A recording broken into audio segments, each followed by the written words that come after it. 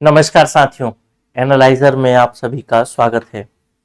आज के इस वीडियो में हम बातचीत करेंगे पर्यावरण संरक्षण अधिनियम 1986, जो कि आपके सिलेबस का एक महत्वपूर्ण बिंदु है, महत्वपूर्ण पॉइंट है और इसी विषय पर आज की पूरी क्लास शुरू होने वाली है। आप लोगों को मैं बता देना चाहूँगा कि अगर आप लोगों ने अभी तक इसका पीडीएफ डाउनलोड नहीं किया है, प्रिंट नहीं निकलवाया है, तो नीचे में पीडीएफ होगा, उस पीडीएफ को डाउनलोड कर लें। और एक महत्वपूर्ण बात और कि पीडीएफ हिंदी मीडियम और इंग्लिश मीडियम दोनों के लिए है, तो जो इंग्लिश मीडियम से तैयारी कर रहे हैं वो इंग्लिश मीडियम वाला पीडीएफ डाउनलोड करेंगे, जो हिंदी से कर रहे हैं वो हिंदी वाला। इसके साथ ही साथ एक पीडीएफ प्रिंट करवा के अपने पास रखिएगा, जैसे मैंने इस प्रकार से रखा है, इसी प्रकार से प्रिंट आपके सामने होना चाहिए, सामने मोबाइल होना चाहिए जिसमें आप ये वीडियो देख रहे होंगे। और साथ ही साथ एक हाइलाइटर और एक पेन जरूर रखिएगा और चीजों को जहां पे आपको लगेगी वहां पे नोट डाउन करते चलिएगा। अगर आप पीडीएफ में ही, यानी जो प्रिंट करा के आपने सामने पेपर रखा है पीडीएफ का, उसी में ही चीजों को लिख लेते हैं तो आपका एक बहुत बेहतरीन नोट्स तैयार हो जाएगा। और एग्जाम के टाइम में थोड़ा बहुत अगर आप रिवीजन करना चाहें तो केवल उसी पीडीएफ का रिवीजन करके जा सकते हैं, यानी प्रिंट का रिवीजन करके जा सकते हैं। यहां तक बात क्लियर होगी। अगर वो चीज आपने नहीं किया है तो आपको क्लास समझने में बहुत समस्या होने वाली है। हम शुरुआत करेंगे पर्यावरण संरक्षण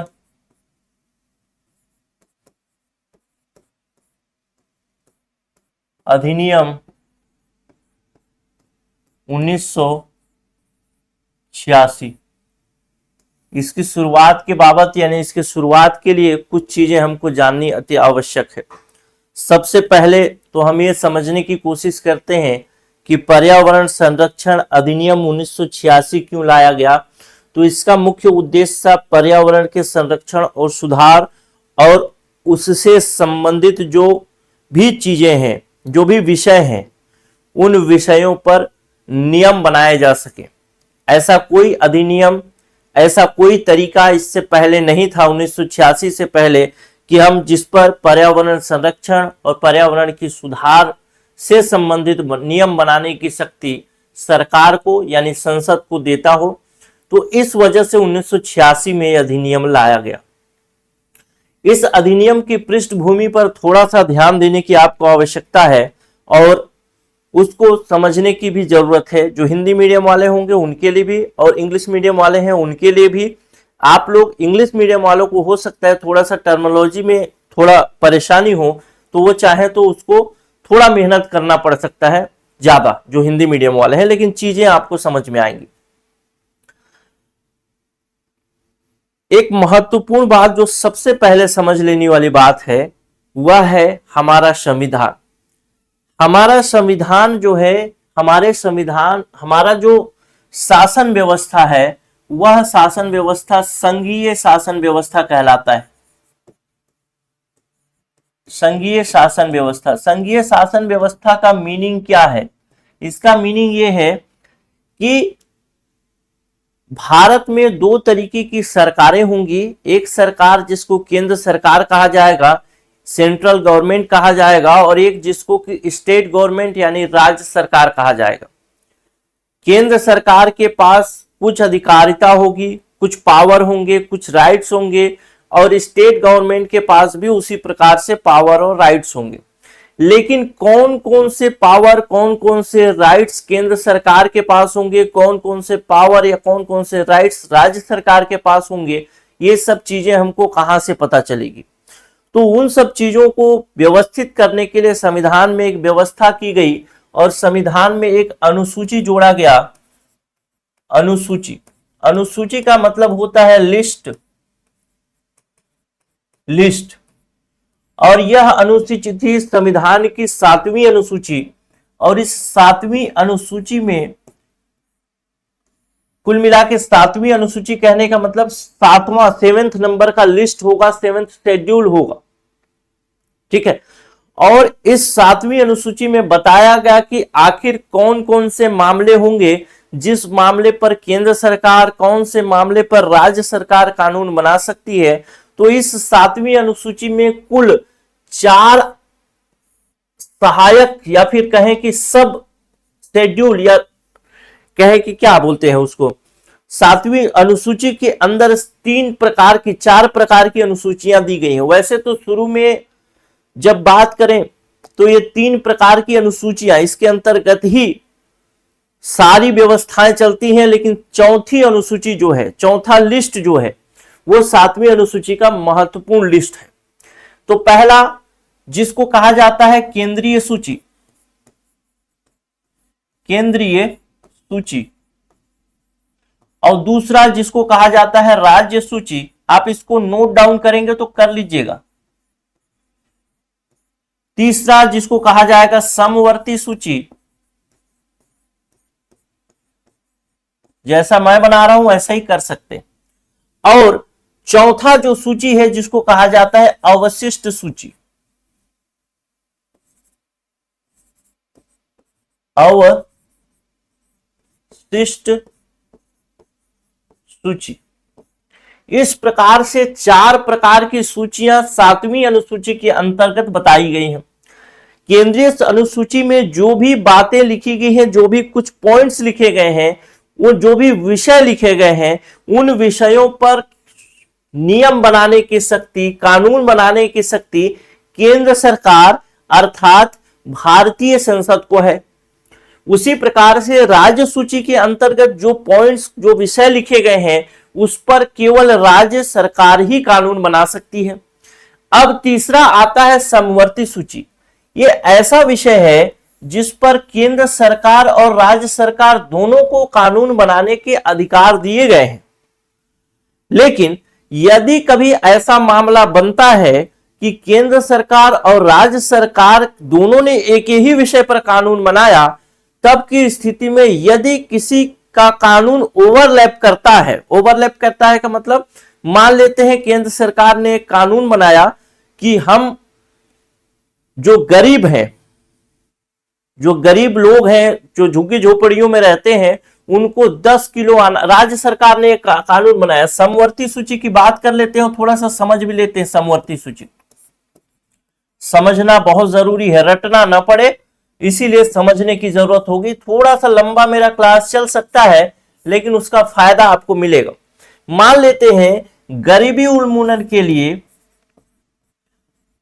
2 तरीके के कानून बनाए गए। समवर्ती सूची के अंतर्गत स्टेट गवर्नमेंट ने कानून बनाया कि हम प्रत्येक गरीब परिवार को 10 किलो चावल देंगे प्रति माह, और इसी गरीबी उन्मूलन कार्यक्रम के अंतर्गत सेंट्रल गवर्नमेंट यानी केंद्र सरकार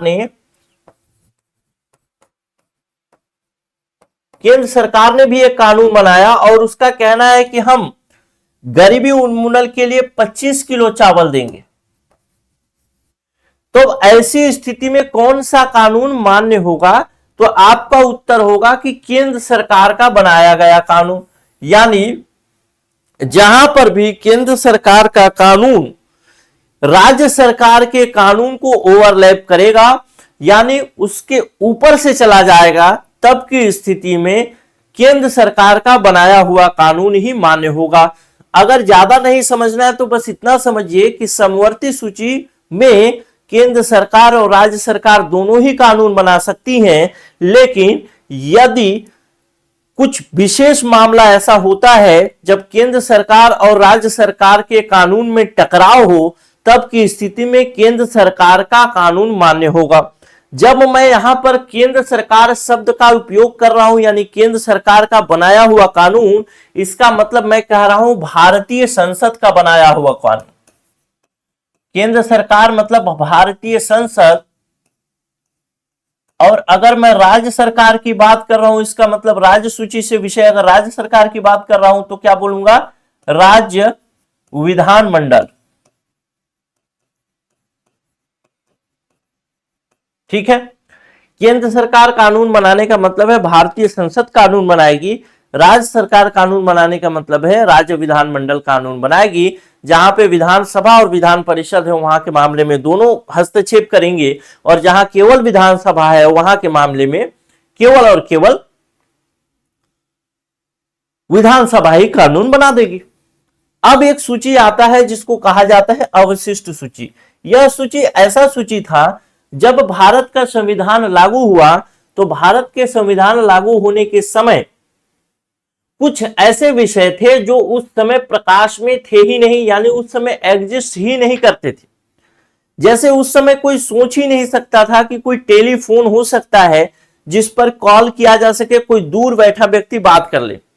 कोई इंटरनेट की सुविधा हो सकती है जिस इंटरनेट के विषय में आज हम जिसके बिना जीवित नहीं रह सकते, वह इंटरनेट उस समय कोई अवधारणा नहीं थी इंटरनेट का।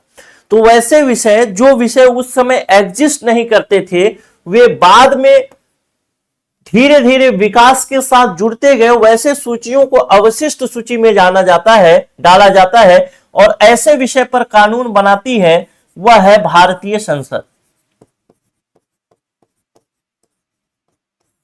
ठीक, तो अब आपको समझ में आया होगा कि केंद्र सरकार जो है 3 जगहों पर कानून बना सकती है, यानी भारतीय संसद 3 जगहों पर कानून बना सकती है। एक तो केंद्रीय सूची के विषय में, दूसरा समवर्ती सूची के विषय में, और तीसरा अवशिष्ट सूची के विषय में। राज्य सरकार केवल 2 जगहों पर कानून बना सकती है। पहला राज्य सूची के विषय में, राज्य सरकार मतलब राज्य विधानमंडल, राज्य सूची के विषय में, और दूसरा समवर्ती सूची के विषय में। लेकिन कुछ मामले ऐसे भी हो सकते हैं जिस मामले में, यानी यहां पर एक बात तो क्लियर हो गया होगा कि राज्य सूची के विषय में कानून बनाने की शक्ति केवल और केवल राज्य विधानमंडल को है, भारतीय संसद को इसमें कोई कानून बनाने की शक्ति नहीं है। यहां तक बात क्लियर हो गई होगी मेरे ख्याल से। ठीक, चलिए तो अब इसका पॉइंट नंबर दूसरा पढ़ते हैं। पॉइंट नंबर दूसरा कहता है कि भारत का संविधान का जो अनुच्छेद 253 है,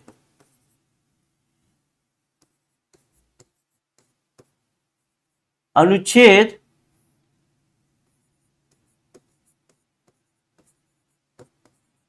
253, भारत का संविधान का अनुच्छेद 253, अनुच्छेद 253 कहता है कि भारत सरकार यदि अंतरराष्ट्रीय कोई संधि करती है, कोई समझौता करती है,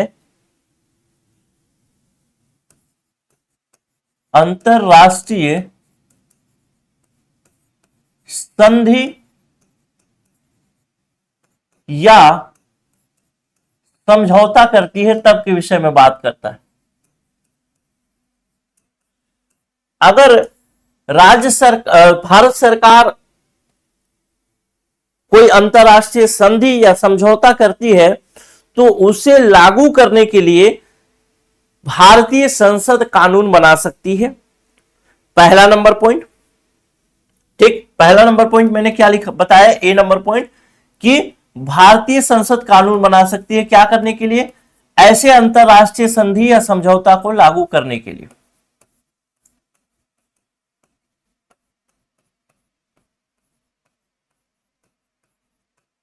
दूसरा नंबर पॉइंट मैं बता रहा हूं, ऑप्शन मतलब पॉइंट नंबर बी, जो कहता है कि ठीक है, राज्य सरकार कानून भारत सरकार यानी भारतीय संसद कानून बना सकती है, तो क्या भारतीय संसद के कानून बनाने की शक्तियां कहां कहां पर हैं? तो एक तो केंद्रीय सूची पर है, दूसरा समवर्ती सूची पर, और तीसरा अवशिष्ट सूची पर। राज्य सूची पर इसका कोई वो कंट्रोल नहीं है केंद्रीय संसद का। लेकिन इसी अधिनियम 253 में बताया गया है कि यदि कोई विषय राज्य सूची का हो,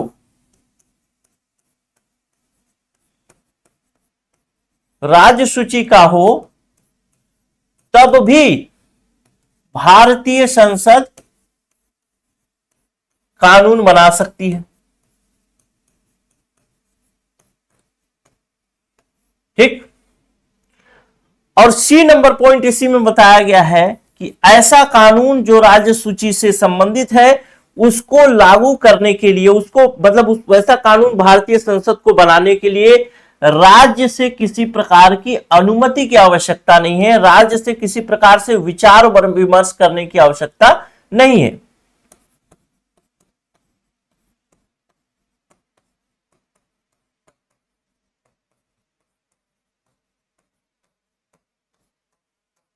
और डी नंबर पॉइंट मैं आपको बता दूं, वो ये कहता है कि अंतरराष्ट्रीय संधि या समझौता को लागू करने के लिए जब भारतीय संसद कानून बनाएगी तो वह कानून भारत के संपूर्ण भाग के लिए,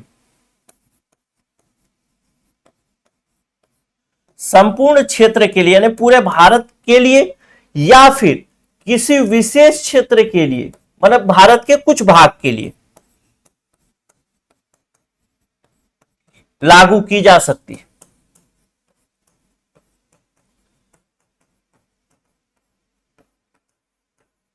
ठीक, यहां तक बात समझ में आ गई होगी कि अनुच्छेद 253 केंद्रीय संसद को, भारतीय संसद को यह अधिकार देता है कि वह राज्य सूची से संबंधित विषयों पर भी कानून बना ले। उसके लिए उसको राज्य से अनुमति लेने की कोई आवश्यकता नहीं है, स्टेट से कोई परमिशन की आवश्यकता नहीं है। यह जब यह ऐसा कानून केंद्रीय संसद, भारतीय संसद बनाएगी तो भारत के संपूर्ण क्षेत्र के लिए बनाया जा सकता है या किसी विशेष क्षेत्र के लिए बनाया जा सकता है, लेकिन ध्यान रखना है कि ये सब चीजें बनाई जाएंगी कब, जब अंतरराष्ट्रीय संधि या समझौता को लागू किया जाना हो, तब केंद्र सरकार या भारतीय संसद को ऐसी अधिकारिता प्राप्त होती है। नहीं तो सामान्य स्थिति में राज्य सूची के विषय में, स्टेट लिस्ट के विषय में केवल और केवल राज्य सरकार ही कानून बनाने के लिए उत्तरदायी है, कानून बनाएगी। क्लियर होगा? आप नोट डाउन चाहे तो कर सकते हैं, आपका एक अच्छा क्लास या फिर एक अच्छा नोट्स तैयार हो जाएगा, आपको ये पता भी तो रहेगा कि ऐसा क्यों हुआ। यहां तक बात मेरे को लगता है क्लियर हो गई। ये तो रही संविधान की बात। संविधान में हमने जो चीजें देखी उस चीजों को समझ में, अब ये चीजें मैं क्यों बता रहा हूं, ये चीजें आपको अभी आने वाले समय में काम आने वाली। अब हम बात करेंगे सीधे सीधे पर्यावरण संरक्षण अधिनियम 1986। और पर्यावरण संरक्षण अधिनियम 1986 क्यों लाया गया, इस पर बात करेंगे अब पॉइंट वाइज। तो यहां पे मैं पॉइंट में लिख देता हूं बस 1986 क्यों लाया गया पर्यावरण संरक्षण अधिनियम 1986 क्यों लाया गया। इसके हम 3 पॉइंट देखेंगे, ए, बी और सी, 3 पॉइंट्स। और इन 3 पॉइंट्स को जानने के लिए हमको सबसे पहले भारतीय संविधान की थोड़ी सी समझ होनी चाहिए। और भारतीय संविधान का एक अनुच्छेद है जो कि अनुच्छेद है 48A, 48A,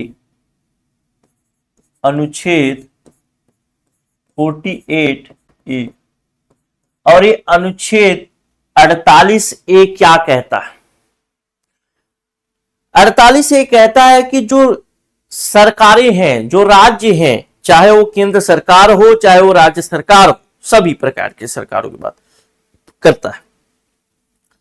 सबसे पहले तो ये समझ लीजिए कि 48A किसके अंतर्गत आता है। तो ये आता है 48A जो है भाग 4 के अंतर्गत आता है और जो कि डीपीएसपी से संबंधित है, यानी राज्य के नीति निर्देशक तत्व से संबंधित है। यही राज्य को निर्देश देता है कि कैसे गवर्नमेंट चलानी है, कैसे सरकार चलाना है। तो आप लोग भारतीय संविधान अगर नहीं पढ़े होंगे तो आगे पढ़ाऊंगा तो समझ में भी आएगा।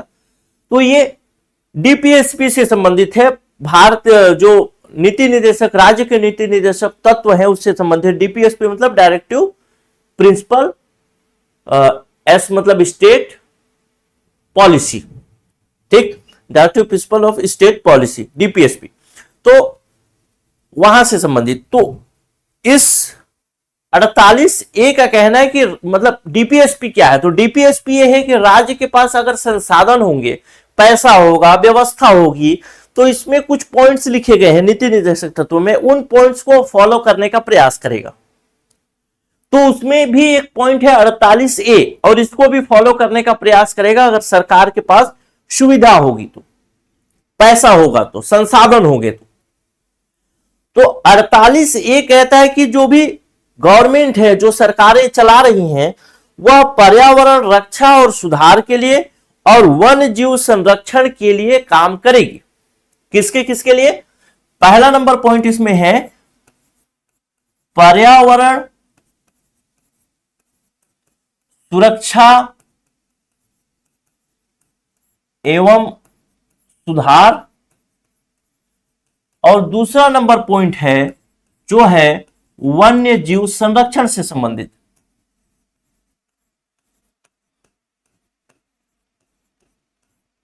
अब मैं चलता हूं 1950 में, 26 जनवरी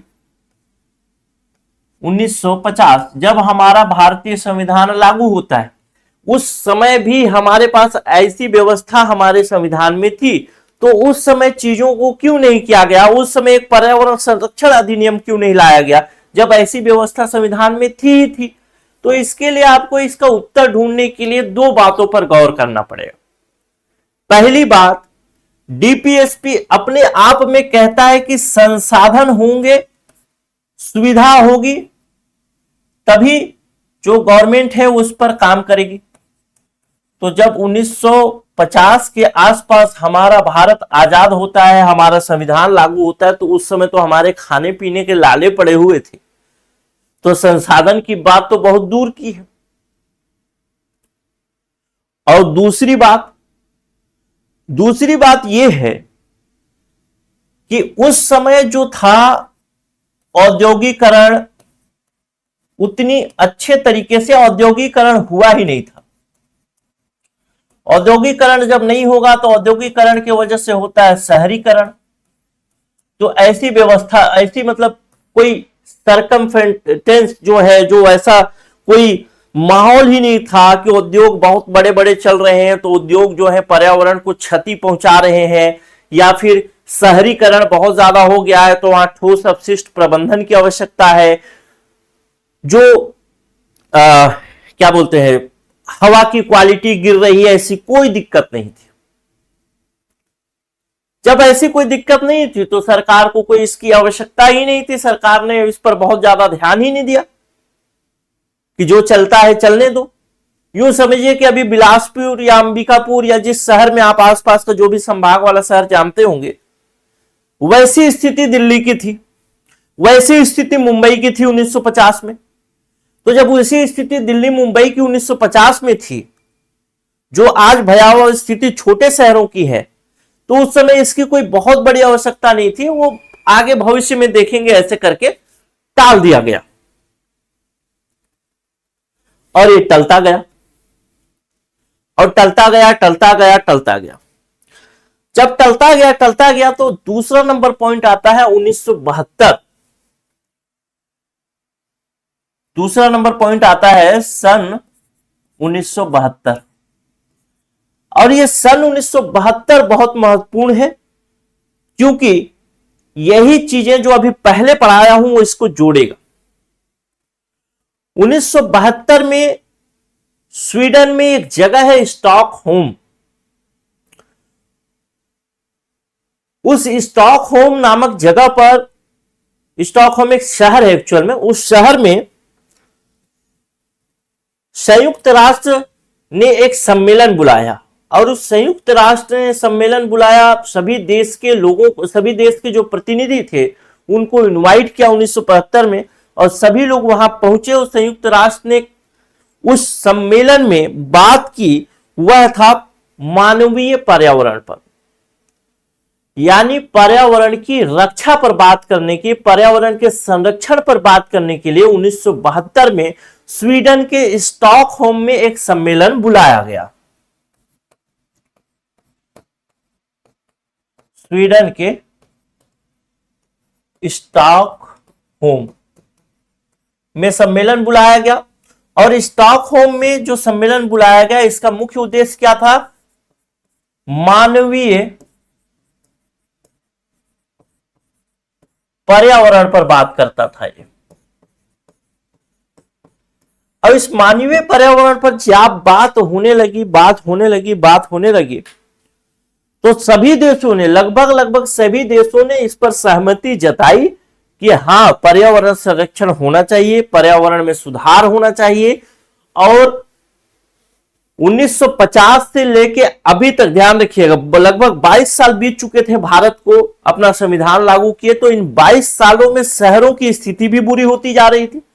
तो भारत को भी कहीं ना कहीं लगता था कि मुंबई जैसे है, दिल्ली जैसे है, चेन्नई जैसे है, बेंगलुरु जैसे, वो शहरें अब धीरे धीरे कचरे के ढेर में परिवर्तित होती जा रही हैं। भाई, हमारा कुछ लाभ होगा या फिर हमारा कुछ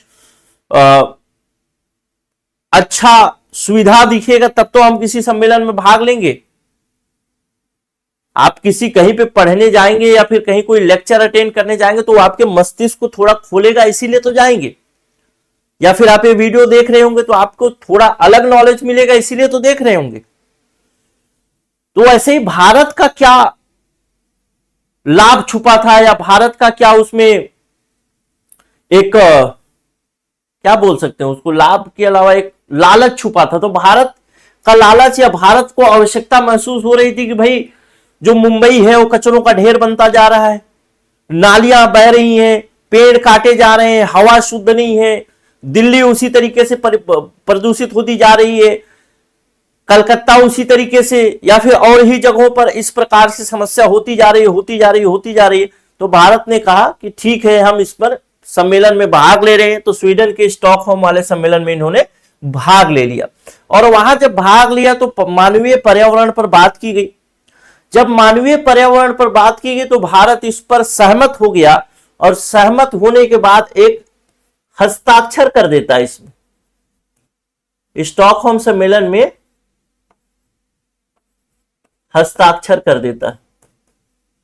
हस्ताक्षर कर देता है का मतलब क्या है? सिग्नेचर कर देता है का मतलब क्या है? कि वह स्टॉकहोम सम्मेलन में, स्वीडन के स्टॉकहोम सम्मेलन में 1972 में जो हुआ, उसके मानवीय पर्यावरण के मुद्दों पर वो सहमत हो जाता है कि हाँ, हमको पर्यावरण के संरक्षण, पर्यावरण के सुधार पर कुछ न कुछ काम करना चाहिए। यह साल था 1972। 1972 में भारत वहां साइन वाइन करके आ चुका है, और आके भारत फिर भूल गया, फिर से कुछ मामला वैसा जमा ही नहीं। ठीक, जब 1857 की क्रांति पढ़ते हैं तो देखते हैं कि असंतोष तो बहुत लगभग 100 सालों से था, लेकिन वो चर्बी वाला कारतूस जो था वही उसका त्वरित कारण था, आग लगा देता है। तो भारत साइन करके तो आ गया, लेकिन भारत में वैसी कोई समस्या थी नहीं, चलो भाई चलने दो, जैसा है वैसे ही चलने दो। तो भारत 1972 में साइन करने के बाद आता है, और आने के विषय में भी, आने के बाद भी इस विषय पर कोई ध्यान नहीं देता, चलने देता है। लेकिन एक विशेष मोड़ आता है संविधान में, और वो मोड़ आता है भोपाल में। भोपाल गैस त्रासदी के रूप में, भोपाल गैस त्रासदी के रूप में यह मोड़ आता है। और भोपाल गैस त्रासदी में एक वहां कंपनी थी, विदेशी कंपनी, जिसका नाम था यूनियन कार्बाइड इंडिया लिमिटेड। क्या था? ध्यान रखना है, पूछता भी है। यूनियन कार्बाइड इंडिया लिमिटेड, इसको अगर शॉर्ट फॉर्म में बोले तो यूनियन कार्बाइड इंडिया लिमिटेड, ऐसा था, UCIL, union carbide India limited. और अगर मैं साल की बात करूं तो साल था 1984 का। और अगर मैं महीने की बात करूं तो महीना था दिसंबर। और दिसंबर में अगर मैं दिन की बात करूं तो मैं कहूंगा 2 तारीख। और अगर मैं दिन और रात की बात करूं तो मैं कहूंगा 3 तारीख। यानी 2 और 3 तारीख के मध्य में, 2 दिसंबर और 3 दिसंबर के मध्य में रात को एक ये जो यूनियन कार्बाइड इंडिया लिमिटेड का जो प्लांट था, उस प्लांट से गैस का रिसाव होता है, जिस गैस का नाम था मिथाइल आइसोसाइनाइड। मिथाइल आइसोसाइनाइड जो गैस है वह बहुत जहरीला गैस है, बहुत तीखा गंध देता है, इतना तीखा कि जब आप मछली को वो करेंगे, मछली को क्या करेंगे, जब मछली बाजार में जाएंगे तो वो एक अलग ही गंध देता है, ठीक। लेकिन आप सोचिए कि मछली को सड़ा दिया, उसके बाद उसकी महक कैसी होगी, उतना तीखा महक। और इस मिथाइल आइसोसाइनाइड के रिसाव की वजह से लगभग 8 से 16 हजार लोग मारे जाते हैं, मृत्यु हो जाती है उनकी, और लगभग 5 लाख लोग सीधे तौर पर प्रभावित होते हैं। जब इतना बड़ा त्रासदी हो जाता है, ये कंपनी तो भाग जाती है रातों रात, इसके जो भी सदस्य थे वो चले जाते हैं, लेकिन जब इतना बड़ा त्रासदी हो जाता है तो भारत सरकार जो है पूरी तरीके से हिल जाती है। और भारत सरकार के हिलने के बाद फिर यह मामला थोड़ा तुल पकड़ता है कि भाई हर तरफ आंदोलन, कितने लोग मारे गए, ऐसा है वैसा है, 3 है 13 है। तब भारत सरकार को याद आता है कि भाई अनुच्छेद 48A में भी हम पर्यावरण सुरक्षा की बात कर रहे हैं, वन्य जीव संरक्षण की बात कर रहे हैं। 1972 में हमने स्वीडन के स्टॉकहोम में सम्मेलन अटेंड करके आए हैं, और अब ये गैस त्रासदी हो गया। तो ये भोपाल गैस त्रासदी जो था वो एक तरीके से एकदम क्या बोलते हैं, त्वरित कारण था कि अब सरकार को बनाना ही बनाना है ऐसा कोई अधिनियम, ऐसा कोई नियम जो कि पर्यावरण संरक्षण या फिर जो पॉल्यूशन है, जो क्या बोलते हैं उसको, प्रदूषण है, उसको कम करने वाला, नियमों को मानक स्टैंडर्डाइज करने वाला, वैसा कोई नियम बनाना अति आवश्यक है। तो ये आप यहां से एक तुल पकड़ लेता है कि ऐसा कोई चीज बनाना चाहिए, और फिर जा करके आगे ये बनता है पर्यावरण संरक्षण 1986। और आपसे पिछली बार जो प्रश्न पूछा था पिछले सीएमओ के एग्जाम में, वो भोपाल गैस त्रासदी से संबंधित प्रश्न पूछ लिया था। तो ये डिटेल आपको जरूर याद रखना है। अब हम चलेंगे सीधे सीधे, अब बात करेंगे पर्यावरण संरक्षण अधिनियम 1986 पर, लेकिन इससे पहले मैं एक छोटा सा ब्रेक लूंगा जो कि 3 सेकंड का होगा, तुरंत आया।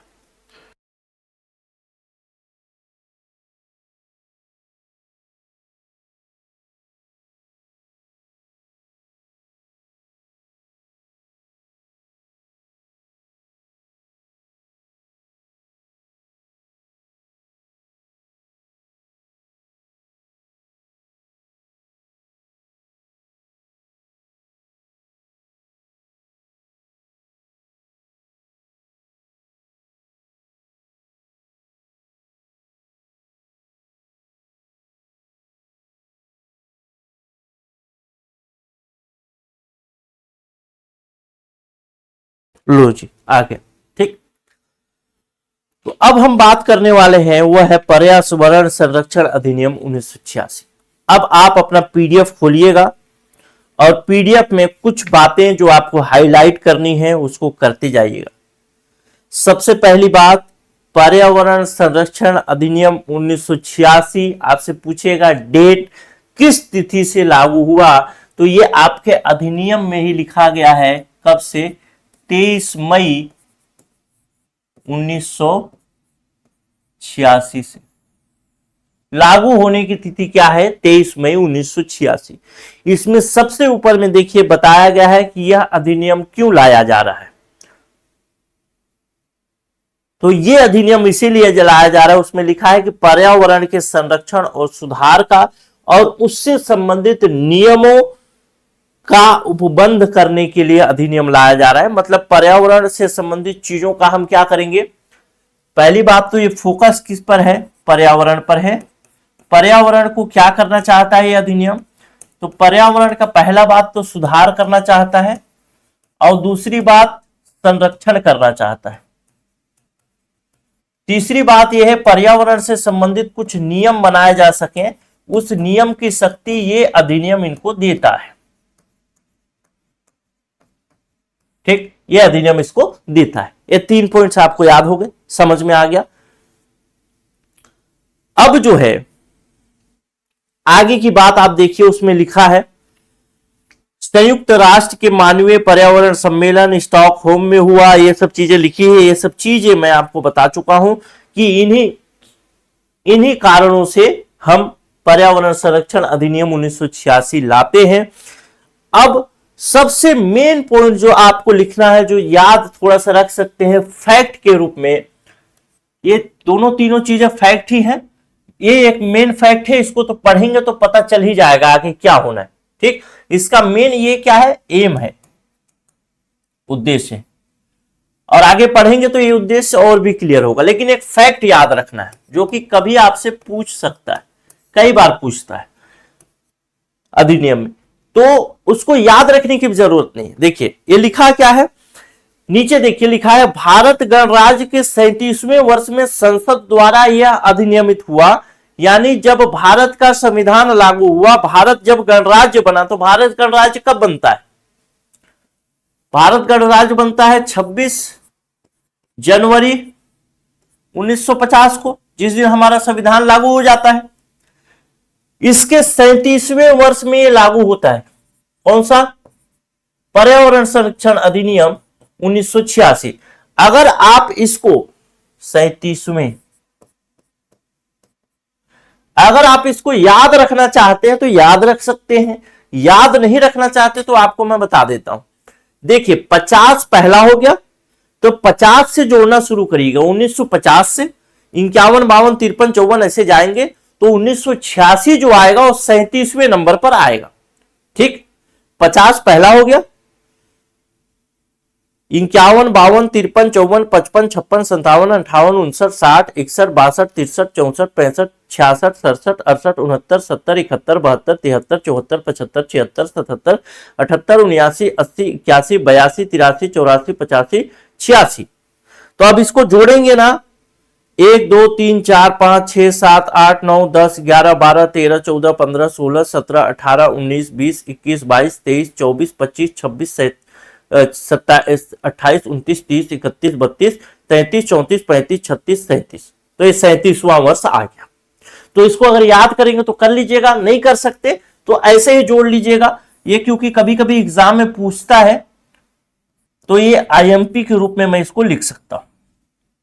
अभी ध्यान रखिएगा, जो कहानी चल रही है बस आप लोग सुनते जाइए, जो लिखना हो लिखते जाइए। ये सब चीजें आपको अभी क्लास खत्म होगी तो याद होगा, टेंशन मत लीजिए, उसको मैं कराऊंगा अभी रिकॉल। कुछ पॉइंट्स अगर आपको बताना चाहूं, अगर पहली क्लास आप लोग देख रहे होंगे तो कुछ पॉइंट्स होता है, एक जो जिसको कहा जाता है बिल, और एक कहा जाता है एक्ट। बिल को कहा जाता है, इसको एक्ट को कहा जाता है अधिनियम, और बिल को कहा जाता है, क्या बोला जाता है बिल को,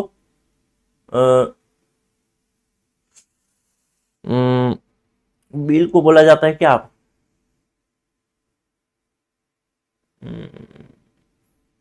बिल को भूल गया, ठीक चलिए भूल गया हूं तो कोई बात नहीं। लेकिन बिल और एक्ट, बिल को अगर आप सर्च कर लीजिएगा तो कर लीजिएगा बिल का मीनिंग क्या है, ठीक वही लिख लीजिएगा, मेरे दिमाग से निकल गया। तो बिल कोई है, वो एक्ट कैसे बनता है, तो एक्ट, बिल किसी बिल को एक्ट बनने की प्रक्रिया जो है संसद के विषय में अगर बात करें, यानी केंद्रीय स्तर पर बन रहा है तब की स्थिति में बात करें तो ये लोकसभा, इसके बाद राज्यसभा से पारित होते हुए जाती है, और जब इस पे राष्ट्रपति के हस्ताक्षर बन हो जाते हैं तब यह क्या हो जाता है, एक्ट के रूप में परिवर्तित हो जाता है। पहले क्या होता है, यह बिल होता है। ठीक, यह प्रक्रिया दूसरी तरीके से भी हो सकती है, पहले राज्यसभा में जाए, फिर लोकसभा में, फिर राष्ट्रपति के पास, यानी दोनों सदनों से पास होकर जब राष्ट्रपति के पास जाएगा तब वह एक्ट बनेगा, उससे पहले वो बिल रहता है। ठीक, कोई भी अधिनियम जो है उस अधिनियम को अध्ययन की दृष्टि से, या फिर अध्ययन की दृष्टि से ना कहें, सुविधा की दृष्टि से 2-3 चीजें उसमें मुख्य रूप से रहती है, जिसको एक को कहा जाता है अध्याय, दूसरा नंबर पॉइंट जिसको कहा जाता है धारा, तीसरा नंबर पॉइंट जिसको कहा जाता है अनुसूची।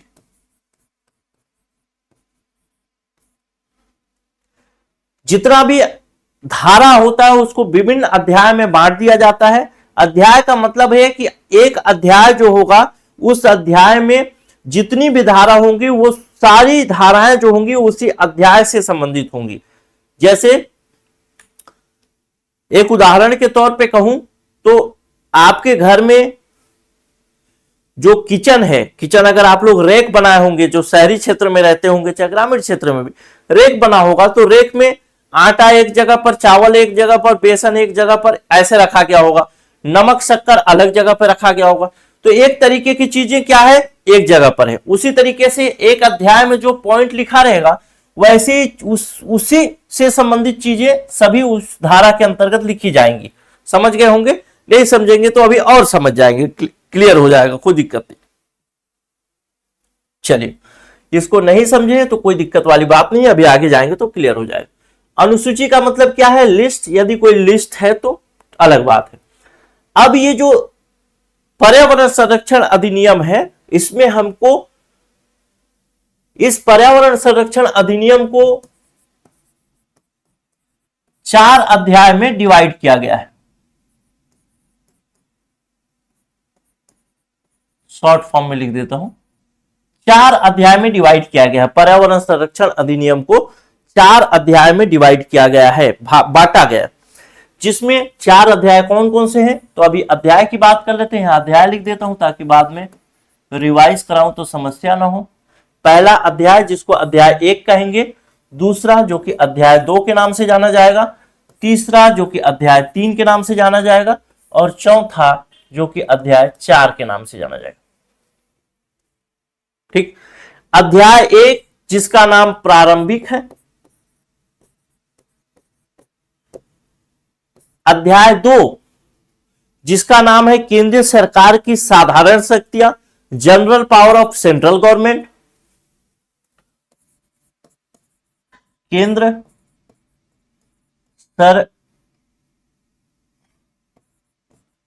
सरकार की साधारण शक्तियां, general power of central government. अध्याय 3 कहता है पर्यावरण प्रदूषण का निवारण, नियंत्रण और उपशमन। इसको भी थोड़ा समझना पड़ेगा। अध्याय 3 क्या कहता है? पर्यावरण प्रदूषण का निवारण, नियंत्रण एवं उपशमन। ठीक। अभी इसको एक एक पॉइंट को अभी समझाऊंगा, कोई टेंशन वाली बात नहीं है, एकदम से ध्यान ऐसा मत सोचिएगा कि वो हो रहा है, क्या बोलते हैं, कंफ्यूजिंग हो रहा है। अगला जो है चौथा अध्याय जो है वो है प्रकीर्ण। अध्याय 1 के अंतर्गत कौन कौन सी धाराएं आती हैं? तो अध्याय 1 के अंतर्गत हमको धारा पढ़ना है, वो धारा है 1 और 2।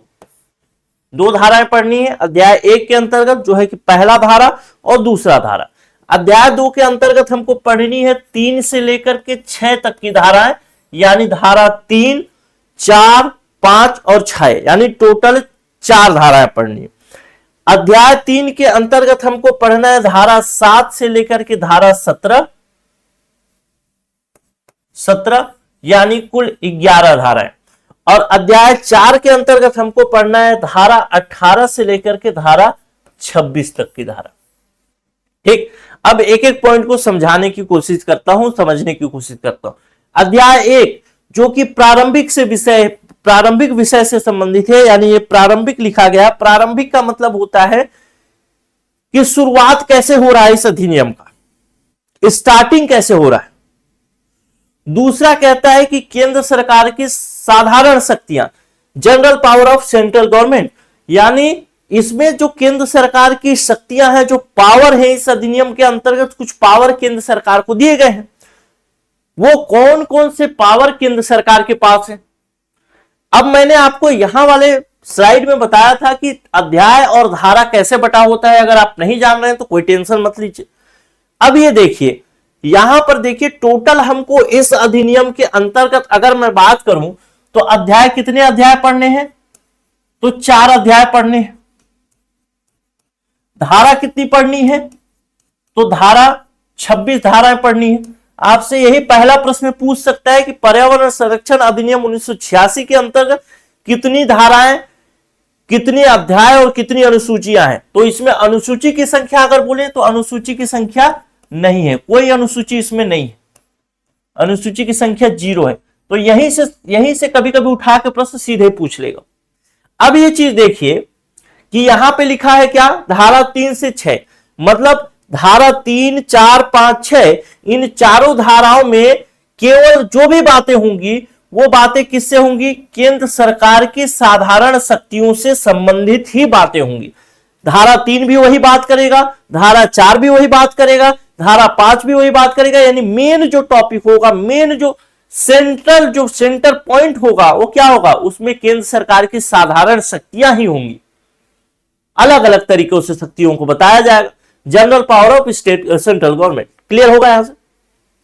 अब यहां पे देखिए, यहां पे लिखा है पर्यावरण प्रदूषण का निवारण। निवारण मतलब क्या बोलते हैं उसको, एक तरीके से उसको ट्रीटमेंट, निवारण मतलब ट्रीटमेंट। नियंत्रण, अगर अंग्रेजी मीडियम वाला है तो कंट्रोल। उपशमन, उपशमन का मतलब क्या होता है, उपशमन की अगर बात करूं, निवारण का मतलब ट्रीटमेंट समझ गए, नियंत्रण का मतलब कंट्रोल समझ गए, और उपशमन की बात करता हूं तो उपशमन का क्या मीनिंग है, तो उपशमन का मीनिंग है कमी, कमी करना। अगर यहां पे बात करूं तो पर्यावरण प्रदूषण की कमी से संबंधित, यानी पर्यावरण प्रदूषण को कम कैसे किया जाए उससे संबंधित ये चीज कहता है। ठीक, उपशमन कहे, शमन कहे, कमी कहे, एक ही बात है। अगर अंग्रेजी में शब्द का प्रयोग करूं तो उसके लिए मैंने लिख लिया है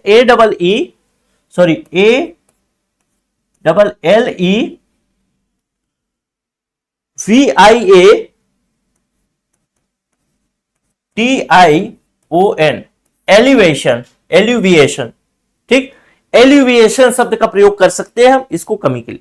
प्रकीर्ण मतलब एक तरीके से मिसलेनियस है। प्रकीर्ण में कोई एक विशेष अध्याय पर बात नहीं, एक किसी विशेष बिंदु पर बात नहीं की जाएगी, अलग अलग चीजें इसमें शामिल हो सकती हैं। कुछ हो सकता है दूसरे पॉइंट से संबंधित हो, कुछ दूसरे पॉइंट से संबंधित हो, ऐसा। तो ये प्रकीर्ण मतलब मिसलेनियस समझ सकते हैं, क्लियर होगा। अब यहां तक तो बात समझ में आ गई होगी कि हमारा जो पर्यावरण संरक्षण अधिनियम 1986 है, उस पर्यावरण संरक्षण अधिनियम 1986 को हमको के अंतर्गत कुल 4 अध्याय हैं, जिसमें पहला अध्याय जिसका नाम प्रारंभिक है, दूसरा अध्याय general power of central government यानी केंद्र सरकार की साधारण शक्तियों से संबंधित है, और तीसरा अध्याय जो है पर्यावरण प्रदूषण का निवारण, नियंत्रण, ट्रीटमेंट, कंट्रोल और कमी यानी एलिवेशन से संबंधित है, उपशमन से संबंधित है, और चौथा अध्याय जो कि प्रकीर्ण से संबंधित है। यहां तक चीजें आपको याद हो गई होंगी। कितने अध्याय हैं, कितनी धाराएं हैं, भी आपको याद हो गई होंगी। क्या अनुसूची है वो याद है कि नहीं, याद हो गई हो। अब हम पढ़ेंगे क्या, अध्याय 1 के अंतर्गत जो 2 धाराएं हैं उस पर बात करेंगे। अध्याय 1 क्या है आपको याद होगा, क्या था अध्याय 1? अध्याय 1 कहता है प्रारंभिक के विषय में।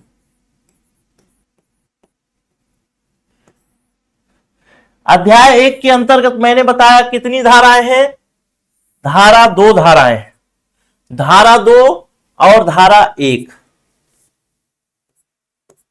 धारा 1 और धारा 2। धारा 1 जो है वह किससे संबंधित है, धारा 1 जो है वह कहता है नाम, विस्तार और प्रारंभ से। किससे किससे, पहला बात कहता है नाम, दूसरा विस्तार और तीसरा प्रारंभ से। पहला नंबर देखते हैं इसके अंतर्गत, 1 के अंतर्गत, धारा 1 के अंतर्गत उपधारा 1 ऐसा लिखते हैं, ध्यान रखिएगा। धारा 1 के अंतर्गत उपधारा 1 जो कि नाम से संबंधित। तो इस अधिनियम का नाम क्या है, कई बार पढ़ चुके हैं, पर्यावरण संरक्षण अधिनियम 1986। दूसरा पॉइंट जो है, एक का उपधारा 2 किससे संबंधित है, विस्तार से संबंधित। विस्तार, विस्तार मतलब यह क्या पूरे भारत में लागू होगा, भारत के किसी क्षेत्र में लागू होगा, क्या होगा, कैसे होगा, ये बात कहता है। तो विस्तार में बताया गया है कि यह जो लागू होगा संपूर्ण भारत में लागू होगा, संपूर्ण भारत, कोई जम्मू कश्मीर और ये वो मामला नहीं, संपूर्ण भारत में लागू होगा। फिर इसी में बताया गया धारा 1 का तीसरा नंबर पॉइंट कि प्रारंभ कब से होगा, यानी ये अधिनियम की शुरुआत कब से मानी जाएगी। प्रारंभ के विषय में कुछ पॉइंट्स आपको याद रखने पड़ेंगे, याद नहीं रखना है, बस बता दे रहा हूं। प्रारंभ के विषय में क्या है, सेंट्रल गवर्नमेंट, केंद्र सरकार। देखिए अधिनियम बनाया कौन, अधिनियम बनाने का काम किसका है, भारतीय संसद। भारतीय संसद ने अधिनियम बना दिया। अब भारतीय संसद इसको लागू कब करना चाहती है, वो छोड़ दिया कि केंद्र सरकार के ऊपर। यानी केंद्र सरकार जब भी चाहे इसको लागू कर सकती है। केंद्र सरकार को अगर इस अधिनियम को लागू करना है तो उसको क्या करना पड़ेगा, एक ही काम करना पड़ेगा, राजपत्र यानी गजट, अंग्रेजी में बोलते हैं गजट। राजपत्र में एक अधिसूचना निकालना पड़ेगा, एक सूचना, एक जानकारी निकालना पड़ेगा और बताना पड़ेगा कि हम पर्यावरण संरक्षण अधिनियम 1986 को लागू कर रहे हैं। ठीक, पर्यावरण संरक्षण अधिनियम 1986 को लागू कर रहे हैं। और एक चीज और इसमें में बताई गई कि यदि ये अधिनियम लागू किया जाता है, प्रारंभ किया जाता है, तो इसमें दो बातें याद रखनी है कि अगर केंद्र सरकार की मंशा है कि वह पूरे भारत में, संपूर्ण भारत में इसे लागू करना चाहता है तो एक बार में संपूर्ण भारत में ही लागू कर दे, या किसी विशेष क्षेत्र के लिए अलग से तिथि घोषित कर सकता है। पता चला कि वो कहता है कि छत्तीसगढ़ में हम अलग डेट पे लागू करेंगे और मध्य प्रदेश में अलग डेट पर, या पूरे भारत में हम इस तिथि को लागू कर रहे हैं लेकिन छत्तीसगढ़ में हम अगली कुछ तिथि को लागू करेंगे। तो ये प्रारंभ वाली जो बात है, जो कि राजपत्र में अधिसूचना वाली बात है, इसके विषय में केंद्र सरकार ने अधिसूचना निकाला कब, तो वो डेट था 23 मई 1986। यानी 23 मई 1986 को केंद्र सरकार ने अधिसूचना निकाल करके इसको पूरे भारत में लागू कर दिया एक ही बार में। यहां तक कोई कंफ्यूजन है क्या, मेरे ख्याल से नहीं होना चाहिए। ध्यान से पढ़िएगा और अगर आप चाहें तो ऐसा बना भी लीजिएगा, क्योंकि आपके सामने कुछ इस तरीके का पीडीएफ प्रिंट होगा। इस प्रिंट को आपको देखने में बड़ा समस्या होगा, अब इसको अगर आप ऐसा बना ले तो बड़ा आसान हो जाएगा। ठीक, अब हम देखते हैं धारा 2। धारा 2 किससे संबंधित है, धारा 2 में बताई गई है परिभाषा। परिभाषा मीनिंग, यानी इस अधिनियम के अंतर्गत कुछ चीजें, कुछ टर्मिनोलॉजी यूज की जाएंगे, उन टर्मिनोलॉजी का क्या मीनिंग होगा। तो धारा 2 के अंतर्गत हम जो मीनिंग की बात है उसको अगले पेज पर देखते हैं। इसमें सबसे पहला बात बताया गया है का नंबर पॉइंट, जो कहता है कि पर्यावरण का क्या मीनिंग होगा। यानी इस अधिनियम में पर्यावरण संरक्षण अधिनियम 1986 लिखा है, तो उसमें सबसे पहला बात पर्यावरण जो शब्द लिया गया है, उस पर्यावरण का क्या मीनिंग होगा। तो पर्यावरण की मीनिंग के लिए आप नीट लिख लीजिए, लिखना चाहें तो। पर्यावरण की मीनिंग के लिए 3 बातें बताई गई है। पहला कहा गया है वायु, दूसरा जल और तीसरा भूमि। ये तीनों ही पर्यावरण के अंतर्गत आएंगे।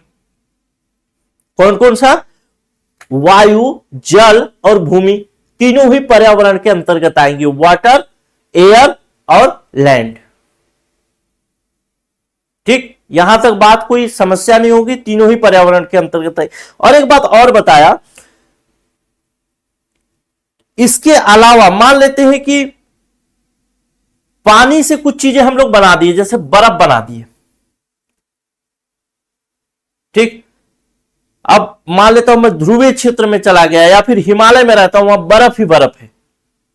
पर्यावरण का मीनिंग क्या है? हमारे चारों ओर का आवरण ही पर्यावरण है। जहां पर मैं जाऊंगा, जैसे यहां पर हूं तो यहां पे मेरा पर्यावरण अलग है, जैसे लाइट्स है, एसी है, सामने कैमरा है, इधर कुछ और चीजें हैं।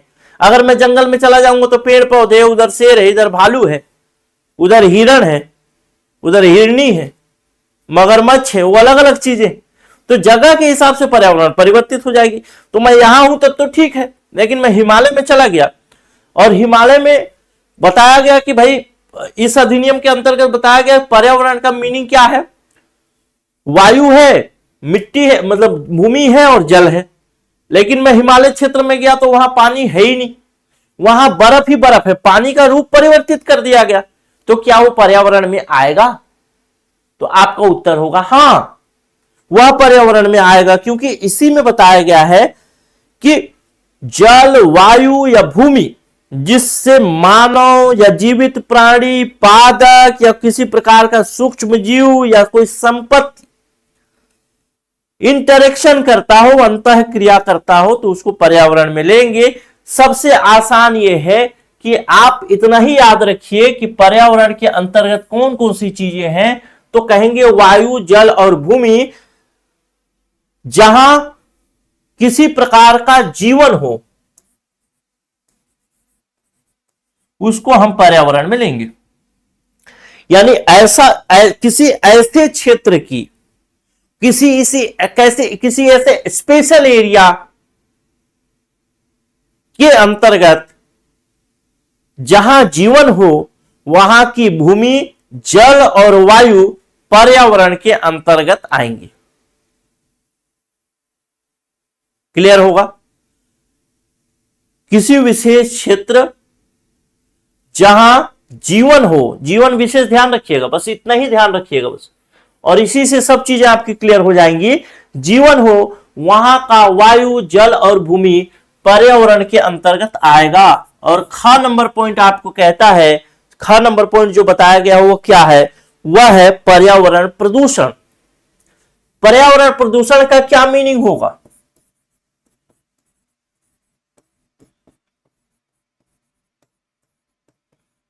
पर्यावरण प्रदूषण के मीनिंग के विषय में कुछ बातें कही गई हैं। वो बात क्या है? किसी प्रकार का ठोस, किसी प्रकार का द्रव या किसी प्रकार का गैस, तीनों ही चीजें, किसी भी प्रकार का ठोस, द्रव या गैस जिससे पर्यावरण को हानि पहुंच सकती है या पहुंचने की संभावना है, उसको हम पर्यावरण प्रदूषक के रूप में मानेंगे। प्रदूषण नहीं है, प्रदूषक। ठीक,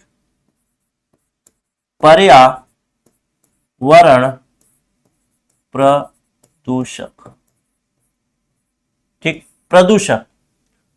इसके अंतर्गत कितने प्रकार की चीजें या कितने प्रकार के तत्व, एलिमेंट बताए गए? तो वो 3 प्रकार के तत्व बताए गए। पहला, वह तत्व ठोस रूप में हो सकता है, द्रव रूप में भी हो सकता है और गैस के रूप में भी हो सकता है। और यह क्या करेगा? किसी न किसी प्रकार से पर्यावरण को जो है, पर्यावरण के प्रदूषण का कारण बनेगा, पॉल्यूशन का कारण बनेगा। और या कारण है या संभावना है, दोनों चीजें याद रखिएगा। और संभावना में बहुत खेल होता है। सरकारी जो पैसा रुपया होता है ना, या फिर जो परमिशन आदि की बात आती है, इसी संभावना में खेल होता है कि हो सकता है कि यह संभावित है कि तुम वहां फैक्ट्री लगाओगे तो तुम्हारा जो है वहां पर्यावरण प्रदूषण कर दोगे, इस कारण से हम परमिट नहीं दे रहे। तो फिर कुछ पैसा वैसा खिला देते हैं तो फिर बात बदल जाती है, वो अलग बात है। ठीक, तो ये बात, पर्यावरण समझा, पर्यावरण प्रदूषक समझा। अब तीसरा समझेंगे पर्यावरण प्रदूषण क्या है। ख के बाद ग नंबर पॉइंट, पर्यावरण प्रदूषण। थोड़ा लंबा क्लास चलेगा, लेकिन समझ में आए। पर्यावरण प्रदूषण क्या है? पर्यावरण प्रदूषण कहता है कि किसी भी पर्यावरण में पर्यावरण प्रदूषक का विद्यमान होना, किसी भी पर्यावरण में अगर पर्यावरण प्रदूषक एग्जिस्ट करता है तो उसे हम पर्यावरण प्रदूषण कहेंगे। जैसे हमने एक गैस माना कार्बन डाइऑक्साइड, सबसे पहले तो हमने पर्यावरण जाना, दूसरा हम पर्यावरण का प्रदूषक जान रहे हैं कि कौन प्रदूषित कर सकता है पर्यावरण को। हमने नोटिफाई कर लिया कि जो कार्बन डाइऑक्साइड है CO2, हाँ, कार्बन डाइऑक्साइड जो है वो पर्यावरण को प्रदूषित करने वाला चीज है। वो किसके अंतर्गत आया? गैस के अंतर्गत। तो हम इसको मान लिए कि पर्यावरण प्रदूषक है। अब यह चीज जो है जहां जहां के पर्यावरण में पाई जाएगी हम कहेंगे वहां का पर्यावरण प्रदूषित है। यानी किसी भी पर्यावरण में पर्यावरण प्रदूषक का पाया जाना पर्यावरण प्रदूषण कहलाता है, एनवायरमेंटल पॉल्यूशन कहलाता है। क्लियर है? सामान्य सी बात है, अगर मान लेते हैं आपके पास एक गैस है, ऐसी गैस जो गैस आप खोलें तो हवा में जहर फैल जाए, हवा में जहर फैल जाए, या फिर आप छोड़िए, आप वो देखिए हीरा ठाकुर वाली कहानी सेट मैक्स में जो आता है, क्या फिल्म का नाम है भूल जाता हूं लेकिन कहानी हमेशा याद रहती। आपके पास जहर है, आप जहर को खीर में मिलाते हैं, तो खीर में मिलाने के बाद क्या हुआ? जहरीला खीर हो गया। ठीक उसी प्रकार से पर्यावरण प्रदूषक है, गैस है, उसको अगर पर्यावरण में मिलाएंगे तो क्या होगा? पर्यावरण प्रदूषण हो गया। प्रदूषक का पर्यावरण में मिलना पर्यावरण प्रदूषण हो गया। जहर का खीर में मिलना जहरीला खीर बना दिया। ठीक है, ठीक उसी प्रकार से अब एक चीज ध्यान रखिएगा, उसका नाम है जो आपके पॉइंट्स में लिखा है लेकिन उसको आप अंग्रेजी में याद रखिए, उसका नाम क्या है? हथालना।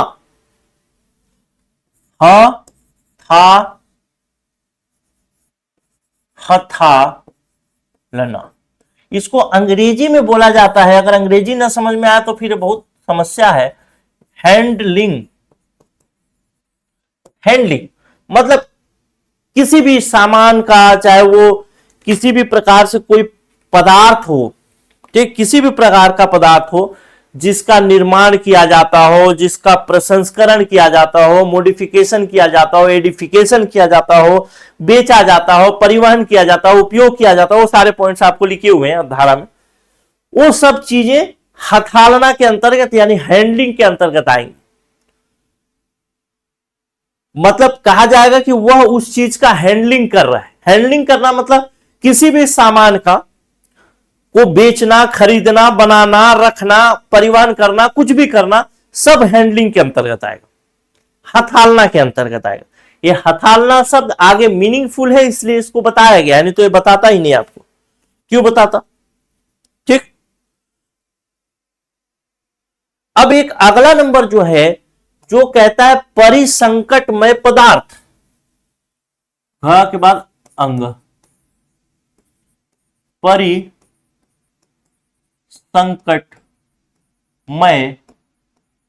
पदार्थ। बस यही पढ़ना है थोड़ा थोड़ा, जो क्या बोलते हैं इसको, परिभाषा पढ़ लिए तो सब कुछ बहुत आसान हो जाएगा। परिसंकटमय पदार्थ, इसको अंग्रेजी में बोलेंगे, इसका स्पेलिंग भी लिख के लाया हूं,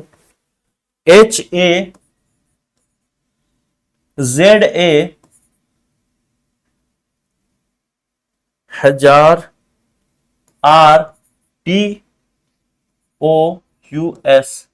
हैजार्डियस। पदार्थ का मतलब मटेरियल, ठीक, हैजार्डियस पदार्थ, संकटमय पदार्थ, परिसंकटमय पदार्थ। परिसंकटमय पदार्थ का मतलब ऐसा है कि ऐसा कोई पदार्थ, कोई रसायन, कुछ भी चीज, कोई भी पदार्थ जो पर्यावरण को हानि पहुंचा सकता है या हानि पहुंचा रहा है, हानि पहुंचा रहा है या पहुंचा सकता है। ध्यान रखिएगा, यहां पे जो चीजें लिखी है पर्यावरण प्रदूषक, ये पर्यावरण के प्रदूषण की बात करता है, ठीक। और ये जो है पर्यावरण को नष्ट करने की बात करता है। संकट में, बड़ी संकट में पदार्थ पर्यावरण को नष्ट करने की बात करता है, हानि पहुंचाने की बात करता है। जैसे मान लेते हैं जंगल की आग, जंगल की आग क्या होगा, परिसंकट में पदार्थ के अंतर्गत आ जाएगा, ठीक, ताकि जंगल में फिर वो सारे चीजें जल जाएंगी। लेकिन अगर जंगल की पानी प्रदूषित हो जाए तो क्या होगा, आप उसको कहेंगे कि पर्यावरण प्रदूषक है। पानी में कोई चीज मिल गया, जहर मिल गया, जो भी मिल गया, तो पर्यावरण प्रदूषक के अंतर्गत आएगा। अब एक चीज और है जो कि 6 नंबर पॉइंट है, जो कहता है अधिष्ठता। अधिष्ठता को अगर अंग्रेजी में कहें तो आपको समझ में आ जाएगा, उसको कहा जाता है OCCUPIER,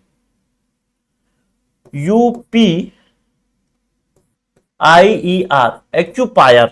मतलब अधिष्ठता का मतलब यह है कि कोई भी कारखाना हो या फिर कोई परिसर हो जिसमें कोई व्यापार किया जा रहा है, उसका जो मालिक होगा उसको अधिष्ठता के रूप में जाना जाएगा, एक्यूपायर के रूप में जाना जाएगा।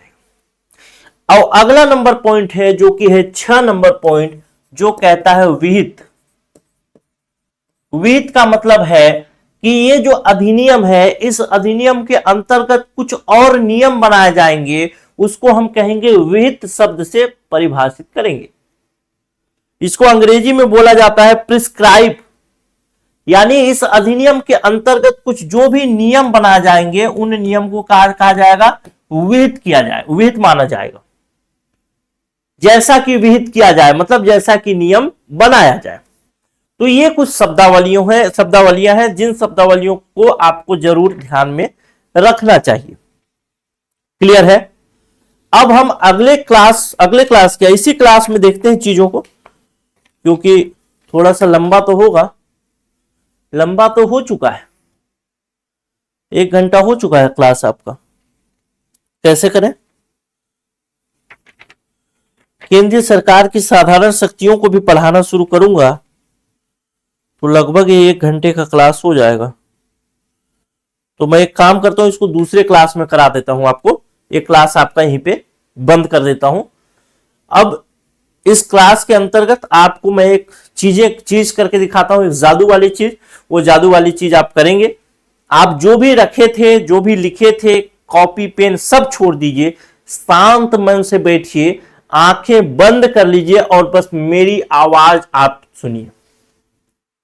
और आप अपने मन में सोचते जाइएगा जो चीज मैं बोलने वाला हूं उससे आगे की चीज आपको याद है या नहीं है। जो मैंने पढ़ाया वो आपको 100% याद होगा। ठीक, चलिए आंख बंद करिएगा बड़ी ईमानदारी से और सोचिएगा और बोलते जाइएगा। सबसे पहली बात, पर्यावरण संरक्षण अधिनियम 1986 के विषय में हमने पढ़ाई शुरू की। अब आपको यह बताना है कि संविधान की जो 7वीं अनुसूची है, उस अनुसूची में कितने प्रकार के लिस्ट दिए गए हैं, कितने प्रकार की सूची दिए गए हैं। आपके दिमाग में आ रहा है 4, उन चारों को याद करने की कोशिश करिए। पहला, बहुत बढ़िया, केंद्र सूची। दूसरा, बहुत बढ़िया, राज्य सूची। तीसरा, समवर्ती सूची। और चौथा, अवशिष्ट सूची। अब सबसे पहले सूची पर ध्यान केंद्रित करिए, केंद्र सूची, केंद्रीय सूची। केंद्रीय सूची पर नियम कौन बनाता है? भारतीय संसद। ठीक, आपका उत्तर केंद्र सरकार आ रहा होगा तो उसको करेक्ट कर लीजिएगा, क्या है? भारतीय संसद। दूसरा, राज्य सूची पर नियम कौन बनाता है? राज्य विधानमंडल। समवर्ती सूची पर कौन नियम बना सकता है? केंद्रीय संसद, राज्य विधानमंडल, दोनों। याद आ रहा है आपको, मैं जान रहा हूं। तीसरा, अवशिष्ट सूची नियम कौन बनाएगा? भारतीय संसद। अवशिष्ट सूची क्या है? तो उस समय जो विषय एग्जिस्ट नहीं करते थे उसको हम क्या मानते हैं? अवशिष्ट सूची मानते हैं। समवर्ती सूची के विषय में अगर नियमों में हेराफेरी हो जाती है या फिर नियम अलग अलग होते हैं केंद्र सरकार और राज्य सरकार यानी भारतीय संसद और स्टेट लेजिस्लेटिव के यानी राज्य विधानमंडल के, तो उसमें फर्क अगर आता है तो किसका माना जाएगा? बहुत बढ़िया। अगला नंबर पॉइंट देखते हैं, अनुच्छेद 253 क्या कहता है? बहुत बढ़िया, दो बातें कहता है। पहला, अंतरराष्ट्रीय संधि और अंतरराष्ट्रीय समझौता, दो विषयों पर बात करता है। और इन दो विषयों को लागू करने के लिए अगर केंद्र राज्य सरकार भारत सरकार कहीं जाती है तो वहां से वापस आती है, वापस आके कहती है कि हमको इसको विषय को लागू करना है, जो अंतरराष्ट्रीय संधि समझौता किया था उसको। तो कानून बनाने के लिए क्या राज्य सरकार से पूछने की जरूरत है उसको? अगर राज्य सूची का विषय है तो भी नहीं। याद आ गया? ठीक। अच्छा, ऐसा कोई कानून जो अंतरराष्ट्रीय संधि समझौता को बनाने के लिए या फिर लागू करने के लिए बनाया जाता है भारतीय संसद द्वारा, वह क्या पूरे भारत में लागू होगा या भारत के किसी विशेष क्षेत्र में लागू होगा? याद आ गया, बहुत बढ़िया। चलिए अगला नंबर पॉइंट देखते हैं, पर्यावरण संरक्षण अधिनियम 1986 क्यों लाया गया? हमने इसके अंतर्गत 3 पॉइंट देखे थे, ए, बी और सी। 48A पहला नंबर पॉइंट था। 48A क्या है? आपको याद है? पर्यावरण सुरक्षा और सुधार की बात करता है और वन्यजीव संरक्षण की बात करता है। 1972 में क्या हुआ? याद है? स्वीडन में एक सम्मेलन हुआ, स्वीडन के स्टॉकहोम में। किस विषय पर हुआ? मानवीय पर्यावरण के विषय पर। भारत ने क्या किया? उस पर सिग्नेचर की, लेकिन फिर भी भारत किसी प्रकार का पर्यावरण संरक्षण का कानून नियम अधिनियम नहीं लेके आया। क्यों? क्योंकि ठंडे बस्ते में चल रहा है तो चलने दो। भोपाल गैस त्रासदी कब होता है? 2-3 दिसंबर 1984 की रात को। कौन सा गैस का रिसाव हुआ? बहुत बढ़िया। कौन सी कंपनी थी? बहुत बढ़िया, याद है? Union carbide India limited. यहां तक समझ में आ गया? अब एक सवाल और पूछता हूं, आंख बंद रखिएगा। पर्यावरण संरक्षण अधिनियम 1986 किस तिथि से लागू होता है? मई का महीना था। दिन कौन सा था? बहुत बढ़िया, 23 मई। आगे अब देखते हैं कि अगर पूछता है कि यह अधिनियम भारतीय गणराज्य के कौन से वर्ष में हुआ, तो आपको जोड़ लेना है, 50 से शुरू करना है, जो भी साल आएगा 1986 का 37वां वर्ष। किन किन बिंदुओं पर बात करता है? तो संरक्षण और ये सब चीजों पर बात कर। बिल एक्ट के विषय में समझ गए, अधिनियम के विषय में समझ गए। उसमें 3 चीजें होती हैं, कौन कौन सी? एक तो धारा होता है, सॉरी एक अध्याय होता है, एक धारा होता है, एक अनुसूची होता है। तीनों समझ में आ गई। अब पर्यावरण संरक्षण अधिनियम 1986 के अंतर्गत हमको कितनी अध्याय पढ़ने हैं? बहुत बढ़िया। टोटल कितनी धाराएं पढ़नी है? बहुत बढ़िया। अनुसूची है क्या? नहीं है, बिल्कुल सही। चलिए अब आगे देखते हैं। अध्याय 1, 2, 3, 4 आपको याद आया? 4 अध्याय पढ़ने। अध्याय 1 में क्या है? प्रारंभिक। बहुत बढ़िया। अध्याय 1 के अंतर्गत कितनी धाराएं हैं? 1 और 2, यानी एक तो नाम विस्तार और नाम और प्रारंभ से संबंधित है, और दूसरा किससे संबंधित है? परिभाषा से। ये दोनों चीजें आप डिटेल कर ली। दूसरा क्या है? दूसरा अध्याय जो है वो क्या है? केंद्र सरकार के नियम बनाने की साधारण शक्ति या फिर साधारण शक्तियां, जो कि general power of central government के अंतर्गत। तीसरा क्या है?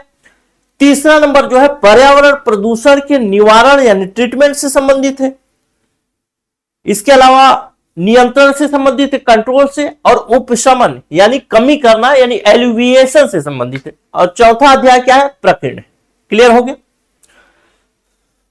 अब चलिए अध्याय 1 के अंतर्गत प्रारंभिक है, इसमें 2 धारा है। पहली धारा जिसमें नाम, विस्तार और प्रारंभ है। नाम क्या है? आपको याद है। विस्तार कहां है? पता है। प्रारंभ कब से हुआ? 23 मई 1986, पता है। प्रारंभ के विषय में कैसे प्रारंभ होता है? तो केंद्र सरकार के पास पावर है, राजपत्र में अधिसूचना निकालेगी और बताएगी ये अलग अलग क्षेत्र यानी भारत के अलग अलग क्षेत्र के अलग अलग समय पर लागू कर सकती है। धारा 2 आ रहे हैं परिभाषा। पहला परिभाषा पर्यावरण। पर्यावरण में कौन कौन सी चीजें शामिल है? 3 चीजें याद है आपको, कौन कौन सा? वायु, जल और भूमि। और ऐसा वायु, जल और भूमि जहां पर जीवन हो वहां की बात करता है। पर्यावरण प्रदूषक क्या है? तो प्रदूषक 3 तरीके के हो सकते हैं इस अधिनियम के अंतर्गत। कौन कौन से? ठोस, बहुत बढ़िया, गैस। पर्यावरण प्रदूषण क्या है? तो किसी भी पर्यावरण में प्रदूषक का पाया जाना पर्यावरण प्रदूषण। हथलाना यानी हैंडलिंग क्या है? किसी भी प्रकार का कारोबार जिसमें कोई व्यक्ति शामिल है उसका हैंडलर माना जाएगा। जैसे कोई व्यक्ति मैगी बनाने की फैक्ट्री में मैदा काटने का काम करे, या फिर उसको नूडल बनाने का काम करे, या फिर उसका जो मालिक हो वो हो, सब चीजें जो भी किसी भी काम में लगाए उसको हैंडलर मानेंगे। इसके अलावा परिसंकटमय पदार्थ। परिसंकटमय पदार्थ क्या है? Hazardous material. ये क्या है? जो पर्यावरण को क्षति पहुंचा सकते हैं। याद है आपको। अधिष्ठा यानी ऑक्यूपायर याद है, यानी मालिक। विहित मतलब नियम आपको याद है। अगर इतना आपको याद है तो आपको सब चीजें याद हैं। और यकीन मानिए धारा अध्याय 2 जो कि धारा 3 से शुरू हो रहा है और धारा 3 से लेकर के 6 तक चलेगा, उसमें भी ऐसे ही चीजें आपको याद होने वाली है। कुछ भी आपको वो करने की जरूरत नहीं, आपको बस अपने कॉन्फिडेंस को ऐसे ही याद रखना है। नमस्कार, जय।